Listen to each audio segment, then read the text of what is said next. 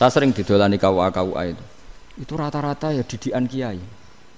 Kompilasi hukum Islam itu banyak ya, janda cantik. Contohnya harus cantik, kalau jelek nggak mungkin terjadi kan. Ada janda cantik kebetulan suka kawin tapi takut zina. Saya ulang lagi, suka kawin tapi takut. Itu seringnya gitu Pak Rektor. Jadi dia kawin bosen, bilang ke KUA, Pak saya sekarang mau nikah sama ini. Loh, tapi kamu mau punya suami. Ya tapi kan nggak tercatat Pak. Itu KUA-nya rata-rata itu nggak berani. Meskipun nggak tercatat, karena secara fikih meskipun nggak tercatat tetap dia seorang perempuan yang bersuami. Bismillahirrahmanirrahim. Jadi Allah kalau dengan madzahirul jamal itu Nabi Musa biasa nego sama Allah. Tapi ketika Allah dengan madzahirul jalal itu Nabi Musa nggak berani. Yaitu di hadisus syafa'ah. Hadisus syafa'ah ketika manusia datang ke Nabi Adam, ya tuna Adam, ya Adam anta abul basar ngene isfa'li lana inda rabbik. Kamu saya minta mensyafaati kita.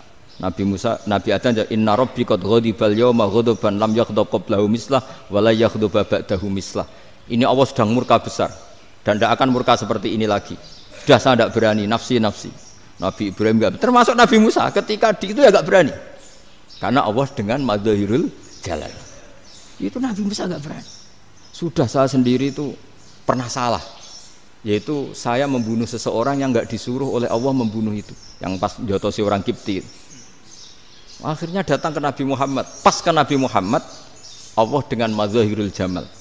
Dengan madzahirul jamal sampai Kanjeng Nabi ngendikan analah, saya akan memintakan syafaat kalian. Terus fa ahmadu rabbi bima hamida allamaniha rabbi. Saya muji Allah dengan pujian-pujian yang orang lain tidak tahu, hanya saya yang diajari, kata Rasulullah. Nah di sini menurut banyak ulama termasuk kitab yang saya baca, kenapa Muhammad sebagian namanya Ahmadu? Itu dari af'al tafdil, fa Muhammadun Ahmadu min ghairihi. Muhammad Rasulullah itu kalau muji Allah di atas cara mujinya nabi yang lain. Jadi Ahmadu bukan dari fi'il mudhari' lil mutakallim tapi dari af'al apa? Tafdil. Fa Muhammadun Ahmadu min ghairihi. Bahwa Kanjeng Nabi Muhammad sallallahu alaihi wasallam itu cara mujinya Allah di atas pujian para nabi. Makanya di sini Sayyid Ali Zainal Abidin kalau muji hamdal hamidin wa fauqa hamdil hamidin. Jadi pujian saya ini di atas rata-rata cara mereka apa? Memuji. Yaitu sirinya apa? Nabi itu tahu bahwa akhirat tidak bisa batasi Allah. Kamu tidak bisa nyemprit Allah. Allah, ini akhirat loh. Amal sudah tidak manfaat. Ingat itu. Tidak bisa seperti itu. Allah itu nggak bisa tunduk sama konstitusi yang bernama akhirat. Artinya Allah meskipun di akhirat tetap dua hak yaf'alu ma yasa atau yaf'alu ma yurid. Nggak bisa kamu terus wah ini akhirat amal ra iso dikirim wong mati, amal ra iso dikirim. Ya pangeran kok mbok atur. Kalau kita yang mengirimkan nggak bisa, tapi kalau Allah tetap bisa. Makanya ada kiai mengatakan kodok qadar ra iso dirubah, itu kamu. Makanya ada seorang kiai ditanya, kodok qadar iso dirubah sekali dicatat selesai. Jadi kiai tadi, tapi nak Allah iso. Dalile apa? Yang huwa ma yasha wa yusbit. Nak Allah ya iso, sing ra iso kan kita. Nah, Nabi itu tahu betul meskipun akhirat itu Allah masih bisa dinego saking baiknya. Akhirnya Nabi sujud, masyhur itu terus, ya Muhammad irfa' ra'sak wasal tu ta wasatu safa. Semat sirahmu angkat. Kowe yo apa tak turuti. Terus semenjak itu Nabi minta apa? Syafaat. Artinya apa? Ketika Nabi lain berpikir bahwa akhirat ini membatasi amal, karena sudah Nabi tahu betul kalau Allah tetap Allah, yang nggak terbatas kekuasaannya, nggak terbatas rahmatnya juga saat di akhir. Makanya disebut fa Muhammadun Ahmadu min ghairihi. Makanya wa mubasysyiran bi rasuli ya'ti mim ba'di ismuhu Ahmad. Jadi makanya terus banyak GNU sing macam-macam lah. Sing ana sing potongane wedi terus hati-hati. Niku berarti makome madzahirul jalal. Ana sing amen guyon nek makome madzahirul jamal. Ana sing ra jelas ngene iki, sing ra jelas. Nak guyu buanter kok nak nangis yo buanter. Jebule urusan utang. Lah ini sudah yang udah. Jadi makanya yang rileks saja. Sebenarnya agama ini santai, rileks karena agama ini harus bifarohin wasururin. Enggak boleh agama ini dibawa dengan kekerasan, dengan antisosial. Karena agama ini harus kul bi fadlillah bi rahmati fa bidzalika falyafrah, harus senang, harus rileks. Makanya saya jadi kiai itu senang takutnya gini. Sekali saya tidak senang jadi presiden buruk. Ternyata jadi wong alim ora enak. Itu contohnya. Sampean merengut terus uripe susah. Nanti orang tidak berani jadi orang alim. Makanya saya buktikan bahwa saya lebih bahagia dibanding rektor. Nanti orang ingin jadi rektor semua, ingin jadi orang alim. Saya pernah ketemu sekian rektor di Jogja, tanya, Gus, kenapa jenengan bela-belain pesantren sampai segitu? Kan keren kampus NU, sekarang ada Unisma, ada NU Jogja, ada NU Jepara gini. Tak bilangin gini, sampai rektornya itu istighfar. Kan? Saya bilangin gini, ini sekaligus tak kasih tahu ini rektor Unisma ini. Tak bilangin gini, andai kan tidak ada kiai kayak saya itu Islam bisa tutup. Kok bisa Gus? Misalnya ada perempuan haid faqal adat. Itu kalau untuk tahu hukumnya haid daftar dulu ke Unisma. Daftar dulu kan? Setelah daftar nunggu pelajaran haid. Baru tahu haid setelah 3 tahun dari masalahnya gitu. Tapi baru kayak kiai ketemu saya di jalan, Gus anak kula nu haid ngeten-ngeten mboten normal hukumnya piye? Oh hukumnya ngene dibalekno ning adat. Ora usah registrasi, ora usah daftar. Jadi ya harus ada istighfarnya lah. Unisma juga harus istighfar, semuanya harus istighfar.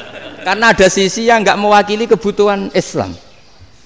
Tapi saya sebagai kiai juga istighfar. Karena fakta hukum mengatakan yang boleh jadi KUA yang jabat, yang boleh kemenak yang punya gelar. Dan ini yang mengawal Islam secara undang-undang karena mereka yang bikin. Nah, karena kiai tidak punya gelar tidak bisa jabat di situ. Saya juga istighfar. Jadi tidak sampai entok yang istighfar. Karena yang kebutuhan ini terwakili yang punya gelar. Tapi yang punya gelar juga harus istighfar tadi. Mosok kepen roh hukum haid ngenteni kuliah se. Ngentek itu aja nanti nunggu guru yang pas mata pelajaran itu. Ya, terus kapan dekne salate wong jawabannya belum ketemu. Tapi baru kayak saya kan ketemu di jalan tanya. Terus saya sering ketemu. Gus saya ini bapak angkat. Mau nikahkan putri saya itu gimana itu kalau cerita wali sebenarnya anak saya sok, kalau nggak cerita nggak sah karena saya bapak angkat. Itu banyak. Hanya tak akali ya sudah wali yang sebenarnya taukil pada hakim tanpa diketahui, tapi hakikatnya itu taukil hakim. Itu kan tidak gampang. Nah, tapi kalau tanyanya di kampus registrasi dulu, daftar dulu, baru tahun berapa ada pelajaran itu? Semester 5 baru tanya. Iya kan? Semester 5 ya? Iya. Oh, itu kan. Jadi jangan kira terus sistem Unisma itu yang terbaik di dunia, tidak juga kan, tidak juga. Dan sistem-sistem yang lain maksudnya ada aja. Tapi sistem kiai loh, Mbah Mun juga sering pesen saya, kowe kudu seneng pegawai negeri. Piye-piye sing jaga agama pegawai negeri. Kemarin pas acara 7 harinya Gus Roba sama matur itu di depan para kiai. Setelah saya jadi kiai ya itu nyata. Islam di Papua, di NTT yang bawa siapa? Dokter negeri, ya kan? KUA negeri, barokahnya mereka negeri dijamin negara kan, barokahnya muslim berkebutuhan Islam, akhirnya bikin musola di situ, bikin masjid. Bahkan di Korea Utara itu ada masjid bawaan duta besar, karena banyak duta besar muslim berkebutuhan masjid. Yang bisa gini itu yang negeri apa yang swasta? Negeri lah. Di sini kiai tidak mewakili semua kebutuhan apa? Islam. Tapi kampus juga enggak, kampus Islam sekalipun tidak memenuhi semua kebutuhan Islam tadi. Masa orang tanya kan nunggu semester berapa tadi? Semester 5 masih daftar dulu. Nunggu pelajaran itu. Payahnya pas ketemu dosennya, wong saya tidak pernah kan ribet kan? Pas dosennya cowok gitu. Jadi sudahlah, makanya ini. Iya, makanya ini kan bentuk kearifan lah. Jenengan ngakui fungsi kiai kayak saya itu bentuk kearifan. Saya juga ngakui jenengan itu butuh kearifan. Saya sering didolani KUA itu. Itu rata-rata ya didikan kiai. Kompilasi hukum Islam itu banyak ya, janda cantik. Contohnya harus cantik, kalau jelek nggak mungkin terjadi kan. Ada janda cantik kebetulan suka kawin tapi takut zina. Saya ulang lagi, suka kawin tapi takut. Itu seringnya gitu Pak Rektor. Jadi dia kawin bosen, bilang ke KUA, Pak saya sekarang mau nikah sama ini. Tapi kamu mau punya suami. Ya tapi kan nggak tercatat Pak. Itu KUA-nya rata-rata itu nggak berani. Meskipun nggak tercatat karena secara fikih meskipun nggak tercatat tetap dia seorang perempuan yang bersuami, maka nggak boleh nikah sama orang lain. Jadi coba kalau nyuwun sewu KUA hanya ngikuti hukum formal, yang penting di catatannya nggak punya suami, ya dinikahkan saja kan. Tapi mereka enggak, karena didikan kiai enggak berani. Artinya gini, kalau hanya pro hukum catatan sipil, maka ini dinikahkan bisa karena enggak tercatat. Tapi secara hukum santri enggak bisa dong menikahkan perempuan sing dadi zaujin yang punya suami. Jadi ini barokahnya kerjasama yang baik. Jadi di masyarakat itu tertanam didikan kiai, enggak boleh nikahkan perempuan yang bersuami. Tapi di KUA ngikuti hukum formal. Dan di Indonesia itu KUA itu rata-rata konsultasinya ya sama kiai, sehingga ya nggak berani akhirnya, meskipun aku wedi mlebu rokok mbak gak iso, dan itu banyak. Seorang lagi ya, makanya ini kan pesantren itu nggak boleh mati. Orang kiai-kiai kayak saya nggak jelas-jelas itu harus lebih jelas lagi, karena ini yang on time, yang online, yang siapa saja bisa tanya. Saya itu SMS saya itu nggak punya HP WA. HP jadul itu SMS-nya tiap hari tak berapa, orang yang tanya dari Kalimantan, dari Aceh. Gus, di kampung saya ada masjid 2 itu yang Samana, ada yang dari orang perkotaan. Gus, di perumahan baru ada masjid, yang Jumatan baru orang 12, sah enggak? Ya langsung saya jawab, sah. Dalilnya ini. Ya sudah. Nah, tapi kata Imam Syafi'i gini, harus orang 40, itu madzhab Syafi'i, dalam madzhab yang lain gini-gini. Itu kalau tanya rektor itu kan ribet. Masuk ajudan dulu, asisten dulu, panjang.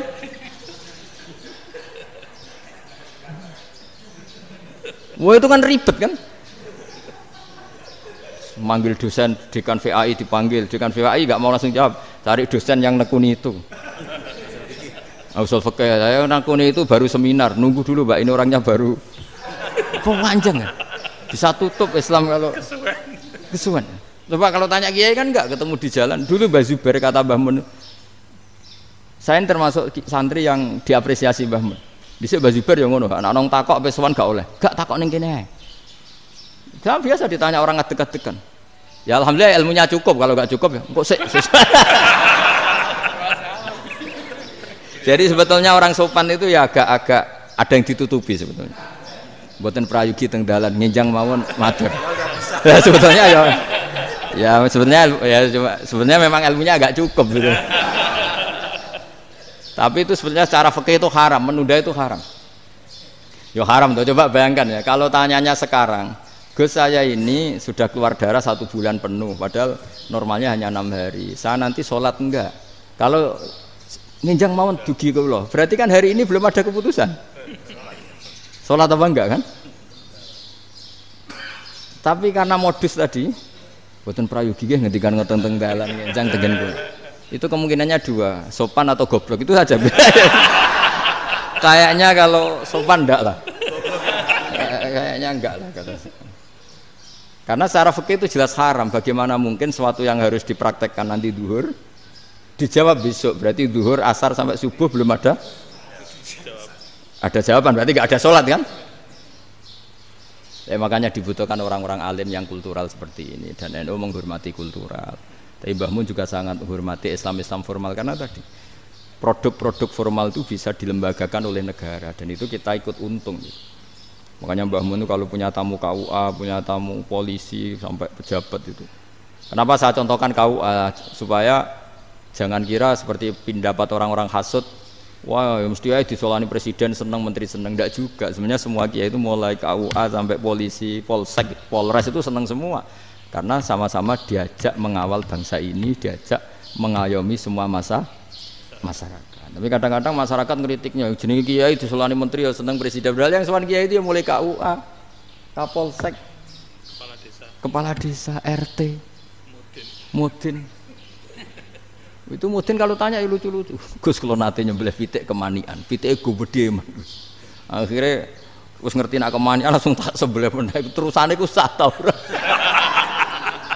Ribet. Ya tak jawab, lah pitike pasti ku jek urip ta ora. Terus urip Gus. Wis sah cara madzhab Malik jek urip.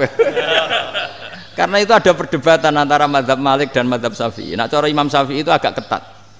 Hewan yang punya kehidupan sudah mutharibah, misalnya ayam jago, contohnya harus jago, karena kalau ayam kecil diikhlaskan haram.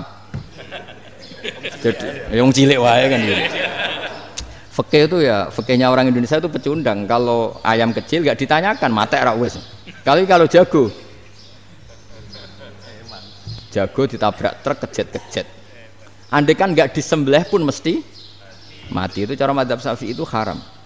Karena penyembelihan ini tidak menjadi penyebab kematian, tapi memang karena kecelakaan tadi. Tapi cara mazhab Imam Malik enggak. Andai kan nggak disembelih, matinya kan 2 menit lagi atau 1 menit lagi. Andai kan nggak disembelih. Berarti mati sekarang itu bawaan pisau apa bawaan kecelakaan? Ya sudah halal gitu caranya. Nah akhirnya ya saya bilang ya sudahlah kita semuanya Malik. Jadi cara debat, cara Imam Syafi'i enggak, cara berpikir itu sudah tidak kehidupan yang normal, yang dimana-mana penyembelihan itu mematikan yang hidup normal, jadi agak ketat. Jika dalam contoh kemanian, kalau dalam bahasa Jawa nyembelih agak sempurna, terus pesonya jatuh atau apa itu, kalau pakai mazhab Syafi'i agak kesulitan. Jadi kalau mazhab Malik asal diselesaikan secara fauron dan juga sebagian mazhab Syafi'i itu halal. Nah orang mesti tanya gitu, Gus.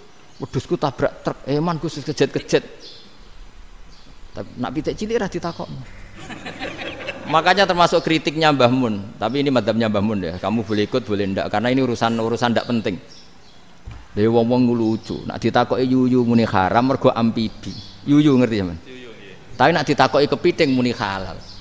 Mergo nak yuyu haram gak eman, nak kepiting eman. Padahal alasannya coba, kenapa yuyu haram? Karena amfibi kan bisa di air. Pertanyaannya kepiting seperti itu enggak? Nah, tapi kepiting kalau haram kan eman. Karena besar kan. Kalau yuyu silahkan haram kan gitu. Artinya apa? Fikih kita ya agak-agak pecundang gitu, agak-agak pertimbangan. Iya, ini lucu kan? Kualitatif. Coba alasannya yuyu haram karena apa? Amfibi kan, hidup 2 alam. Pertanyaannya kepiting seperti itu enggak? Iya. Kenapa? Kalau orang tanya, yuyu haram apa halal? Rata-rata jawab haram. Tapi kalau kepiting mulai khilaf. Loh mestinya kan sama kan?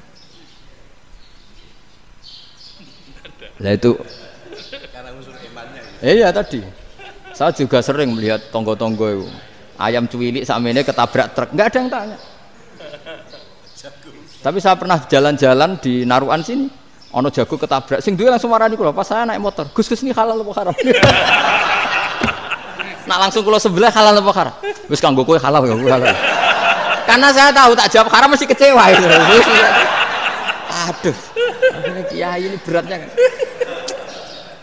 Ya akhirnya ya saya setelah itu Fatihah Imam Syafi'i ngapunten umat kula nu rahasia, madzhab jenengan tuh ndak siap.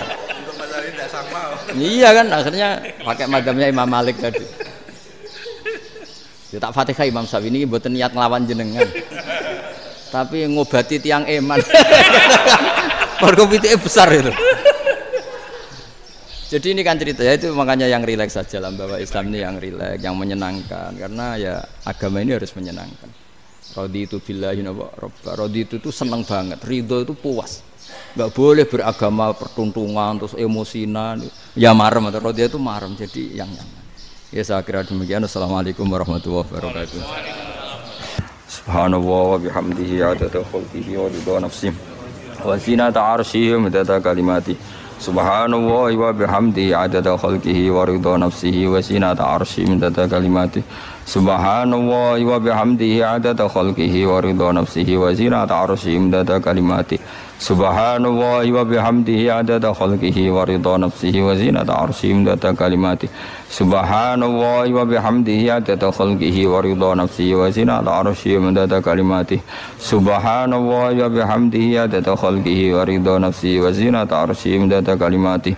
Subhanallah wa bihamdihi adada khalqihi wa ridha nafsihi wa zinata arsyihi midada kalimatihi.